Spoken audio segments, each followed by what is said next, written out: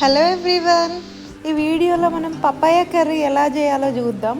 First ముందుగా మనం ఒక పెద్ద కుక్కర్ బౌల్లో ఆయిల్ వేసుకోవాలి. నెక్స్ట్ ఉల్లిపాయ, జీలకర్ర ఇవన్నీ వేసుకొని పసుపు వేసుకోవాలి.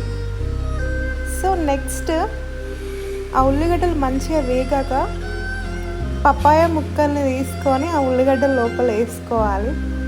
సో వీడియోలో చూపిస్తున్న విధంగా నెక్స్ట్ అలా మంచిగా కలుపుకొని సాల్ట్ వేసుకొని మంచిగా మూత పెట్టేసుకోవాలి.